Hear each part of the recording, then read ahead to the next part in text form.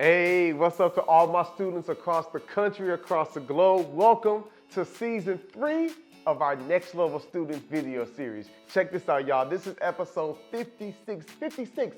Can you believe that? And today's episode is sponsored by Malvern High School. Look, y'all, this is going to be a great one. Stay tuned. Let's get it.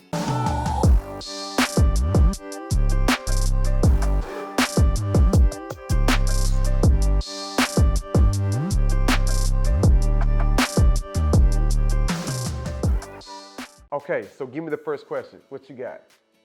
Hey Jeremy, my name is DeAndre Johnson from Malvern High School in Malvern, Arkansas. And my question is, do people bully other people because they're insecure themselves? That's a good question, DeAndre. That's a good question. The short answer, yes. You know what I'm saying? Like, for real, like there was a time when I was bullied. And then there was a time when I was the bully. And when I began to bully others, it was because I had some insecurities. It's because I didn't truly value myself. Like, you gotta ask yourself, what type of person is gonna tease, make fun of, pick on other people just so that they make themselves feel better? Here's the reality, right? Either you feel better or you feel worse, right? You feel better or you feel worse. And if you stay the same, doesn't it make you feel bad when you pick on somebody else? So this is the big problem. I get these emails. I got students all across America, even across in different countries that slide in my DMs. Hey, Mr. Jeremy, man. I'd be like, you can cut the mister. Look at me like a big brother. You know what I'm saying? I'm like, what's up? They like, man, I'm going through this. Somebody bullying me, somebody picking on me. And it's happening at every level. Elementary schools, middle schools, especially at high schools. And it's happening on social media. And so I just believe that we've got to start working on our character. We got to start asking ourselves, how can I be different? How can I respond different? How do I treat people like I want to be treated? That's the golden rule. You treat others how you want to be treated. And so a lot of times we might see that take place like in leadership. We might see like other people, you know what I'm saying, bully or tease or pick on other folks. We got to get to a point where we make some changes. You know what I'm saying? Back in the day, there was that quote, sticks and stones break my bones when words will never hurt me. Like that was something cute we used to say back in the day, but words hurt. Even adults, people get their feelings hurt. People want to be accepted. People want to be loved. And it's a problem that in 2021, we still got people bullying. We still got people teasing others. Public service announcement, if you that person, if you that bully, if you that person that's giving somebody else a hard time, or you being mean, or you tease them, or you're picking on them, everybody knows you're dealing with some self-hate. Everybody knows you don't fully love yourself. Because if you really love yourself, you'll love other people. If you really value yourself, you value other people. So it's my hope, you know what I'm saying, that some healing will take place within you. And then I hope as well that we won't be victims. I hope we can create the type of culture within our schools that when you see something, you say something. Let me tell you something, we're not gonna sit back, you know what I'm saying, and just let whatever happens, happen. Like if you see something happening that's not cool, then we're gonna speak up and we're gonna say something about it. All right, and so listen to me. Over the break, I was actually at your school. I got to come in and do some professional development. I was able to present to your teachers, your staff. Like, I know the hearts that they have for y'all. They're not perfect, but they striving for that next level. Now, I cannot come to Malvern High School and all the other schools and challenge the educators to go to the next level if I'm not doing the same thing for the students. I want you all to be intentional and responsible. I want you all to take the responsibility of shifting the culture within your school. Typically, when somebody teases somebody and picks and bullies somebody else, it's like a group of people that kind of laugh and accept it. But what if we have the type of school where we like say, bro, that's not cool. You're like, yo, why you do that? That's whack. Like, hey, we're not doing that here. You know what I'm saying? Like, you'd be surprised what starts to happen and what starts to shift when other people realize, like, that's not cool. We're not letting that happen. We're not letting that take place. You know what I'm saying? Not in my school. This is a place of love. This is a place of affirmation. This school would be a safe zone. This would be a place of respect. This would be a place where we would value one another. This will be a place where we will speak life. And that's what I'm expecting you, DeAndre, to do and every other student within your school. All right, good question. Let me get the next one. Let's go. Hi Jeremy, my name is Addison Tidwell. I'm from Malvern High School in Malvern, Arkansas. My question for you today is how do I influence my classmates before they are not aware of people's lives before judging them? That's a good question. That's a good question. I'll say this here, you know, if you're going to, so that's kind of like with the first question, we're talking about influence, right? And shifting the school culture. That's actually a really great question. How do you influence your friends when they don't know what's going on in somebody else's world or what's going on in their life? Here's the reality. They don't even have to know what's going on. We should still show love. I kind of sense like the heart of that is, how can I influence them in a positive way so that they see that other people are hurting, right? But it shouldn't be one of those things where I'm not going to tease you or I'm not going to bully you because you're hurting. We should just show love and respect if everything is working out in that person's life. But here's the thing, and this is why I speak so passionately against bullying. It's because oftentimes we have no clue what's going on in somebody's world. We have no clue of the pain and the struggle and the depression and the anxiety that they're dealing with. So we've got to create a culture. We've got to create a school where we're like, you know what? I'm not even really sure what's going on in your world, but I'm still going to show you with love and honor and respect. I'm going to treat you how you would want to be treated. And so here's my suggestion for you. As far as influencing them, the best way that you can influence them is by setting the example. You reward behavior you like and you reprimand the behavior you don't. So if you see somebody doing something, you just look at them. You might not be bold enough to say something verbally, but you can just look and just roll your eyes like that's not cool, like that's not funny. Then you can go and support or aid that person. Or you can be vocal and say, hey, what's up with that? Like you let them know this is not cool and I'm not going to sit back and be quiet and not say nothing about it, right?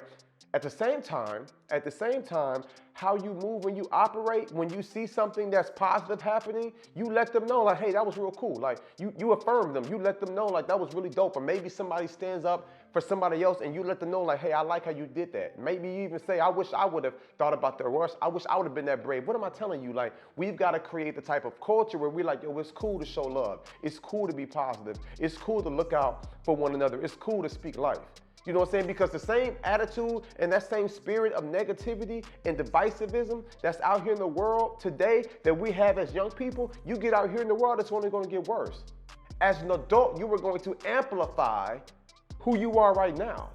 So I'm big on character. That's why we got our SEL character curriculum. I'm big on character. I want to make sure how you all treat people, you're treating them with respect and with honor. You're operating with courage and integrity and dignity. You all are our future leaders tomorrow. And if you can't stand up right now, you're in high school or you're in middle school or wherever you are in life, because I'm talking to y'all at Malvern, but I'm really talking to students across the globe. If you can't stand up now, how are you going to stand up in the future? This is your time. This is your season to be everything that you've been created to be a being, a vessel that speaks life, that speaks love, that speaks hope, that focuses on unity. So how can you set the best example? You can be the change you want to see. So often we say, I wish other people would do this, and that, or are we doing it? So I believe that you have what it takes. I want every single one of you that's watching this video across the globe, I want you to challenge and ask yourself, man, how can I get better? How can I be a better peer leader? How can I be more responsible? How can I help out more around my school? And how can I step up into leadership? How can I set the right example? The change tomorrow starts with the change within you today. All right, let me get that final question and we're gonna wrap this thing up. I know y'all eager to get back to class. Let's get it. Hi, Jeremy. I'm Yelena Hogan from Malvern High School in Malvern, Arkansas. My question is, why is natural hair still considered unprofessional? That's an interesting question. Natural hair is considered unprofessional? That natural hair, right, in a professional setting, right? Because my wife got natural hair. She bad too. You know what I'm saying? My wife's gorgeous. Natural hair in a professional environment is only considered unprofessional. It's only considered unprofessional if they are not like progressive thinkers. If they think that everybody, because basically you're telling me that my natural hair texture is not acceptable to you. So what, I gotta bleach my skin?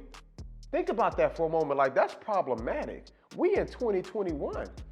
You know what I'm saying? We've got women who are in Congress and senators who are bald-headed or who might, you know what I'm saying, who have natural hair. You know what I'm saying? Like, everybody's hair can't be straight. You know what I'm saying? Like, you don't have to straighten your hair to fit in. That's not the world we live in today. The world we live in today is you come as you are. You are fearfully, beautifully, and amazingly made. So I don't want you or anybody else to think that because your skin tone ain't a certain color, or your eyes ain't a certain color, or you're a certain build, or a certain shape, or a certain height. You know what I'm saying? I don't want you to think because your hair is coily and curly that that's not professional, right? I don't want you to subject to that. I know too many people who are running major multi-million-dollar organizations who are the bosses at the top with natural hair. So sometimes we gotta just come out of our small bubble, wherever y'all are, students watching us across the country. Some of y'all are in big cities that may be more progressive thinking. Some of you might be in smaller towns or in the suburbs or in the inner cities. Like, I don't know, you're all over the place, right? But you gotta just ask yourself, like, is that cool? To only view the hair or the skin tone like that's acceptable? That's boring. I don't want to just see, I want to see that hair locked up. I want to see that hair curly. I want to see it straight. I want to see it long. I want to see the bob. You know what I'm saying? Like, I think what makes us different is what makes us special. And I think that's the vantage point that our country has over all the countries in the world. And I feel like, quite honestly, that's something that we're fighting for today. We're fighting for that difference. We're fighting for us to be able to hold on to something different, for us to be able to hold on to something new. Like, we're fighting for that individuality where we all don't have to be the same. So, public service announcement. What makes you amazing and uniquely you is the fact that you are different, and there's nobody else out here in the world that is quite like you. And I think the fabric of our country and the heart of our country, the best part of our country, we really will make America great when we're able to accept that, when we're able to love and accept the differences that we have. And that's what I want y'all to hold on to. I'm gonna wrap this episode up with this right here, right? This has been a great one. Y'all have had some great questions. I want you to ask yourself, have I been accepting others? Have I been positive? Have I been showing love? You know what I'm saying? Do I give them a hard time? Do I tease them or bully them if they look different than me? If they have different religious beliefs than me? If they have different cultural beliefs or backgrounds than me? Like, do I give them a hard time or do I show them love? Do I show them respect? You know what I'm saying? Like, that's what you gotta ask yourself. And I want you all of my next level students, this is the movement, all across the country, all across the globe. I want you all to have the type of heart that says, you know what, regardless of what you look like, that might not be accepted in corporate America. That is wrong, but it's accepted at this school. So whether your hair is curly, whether it's kinky, you know what I'm saying, whether it's straight, you know what I'm saying, whether it's a big afro, or whether you got a shortcut, whether you got a bob or a fade, like whatever you got, whether you short, whether you tall, whether you skinny, whether you thick, whether you light skin, whether you dark skin, whether you are pale skin, whether you got freckles, whether you got a thin nose or a wide nose, you are fearfully and wonderfully made. And the most amazing people in our country are the people who will accept you and love you just how you are. That's our time. I'll see y'all next week for another episode of Next Level Students. Let's get it.